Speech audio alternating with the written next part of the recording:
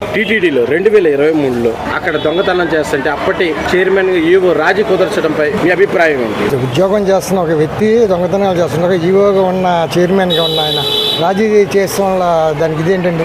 దేనికి రాజీ చేశారు? అది తెలుగు పరచాలి కదా ప్రజలకి. డబ్బంతా దోచుకొని ఏం చేస్తున్నారు? డబ్బంతా జగన్ గారి గవర్నమెంట్లో ఆ డబ్బంతా ఎక్కడికి వెళ్ళిందని జనాలు తెలుగు పరచాలి కదా. అప్పుడు ఎందుకు రాజీ చేసినట్టు? అంటే వాళ్ళు అంటున్నారు అది ఎప్పుడూ జరిగిపోయింది, కావాలని మా మీద దుష్ప్రచారం చేస్తున్నారని భూమా కరుణాకర్ రెడ్డి మాట్లాడతారు. దాన్ని చేస్తారు వాళ్ళు తిన్నారు కనుక అది చేస్తుంటారండి. వాళ్ళు తినకంటే ఎందుకు చేస్తారు? వాళ్ళు ఇప్పుడు కావాలని నాకు చెప్పే మాటలు నేను అప్పుడు తిన్నారని కామప్ చేస్తున్నారు ఆ కేసుని. ఇప్పుడు బయటపడితే మళ్ళీ ఎక్కడ బతుకులు బయటపడతారని కామప్ చేస్తున్నారు. తెలుగు పరచాలి కదా జనాలకి. అప్పుడు తెలుగు పరచలేదు, అలా రాజీ చేసి కొమ్మక్క అయిపోయారు. డబ్బులు షేర్లు చేసుకొని ఉంటారు. అందుకే అంటే అసలు మేమేం చేయలేదు, కావాలని దుష్ప్రచారం చేస్తారు. ఏమి చేయకుండా నువ్వు సెలవు వస్తాను బయటికి. టీవీలో అన్ని ఇట్లు చెప్తున్నారు కదా.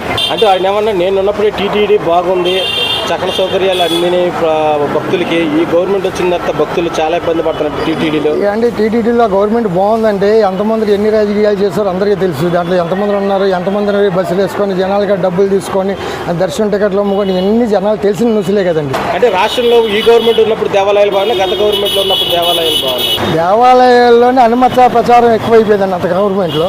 ఈ గవర్నమెంట్లో అలాంటిది ఏమి ఉండదండి. హిందూ మతానికి ఏలు వేస్తుందండి ఈ గవర్నమెంట్. నిన్న మేము దేవస్థానం దర్శనంకి వెళ్ళామండి. అంత చక్కగా వెళ్ళి అంత చక్కగా అమ్మవారిని దర్శనం చేసుకుని వచ్చామండి. మేము భవానీ మళ్ళీ దీక్ష చేస్తున్నామండి. ఎక్కడికక్కడ మాకు అన్ని వాటర్ సప్లై కానీ అవి కానీ ఇవి కానీ ఎంత చక్కగా అందిస్తున్నారు. నిమిషానికి అది మొత్తం అంతా బాగా చూసుకుంటున్నారు. మాకు ఏ లోటు లేకుండా చూసుకుంటున్నారు. నిజంగా ఈ గవర్నమెంట్కి ఇలాగ పరిపాలించి ఎంత మెయింటైన్ చేసేందుకు ఈ గవర్నమెంట్ నిజంగా చేతులకి దండం పెట్టాలి.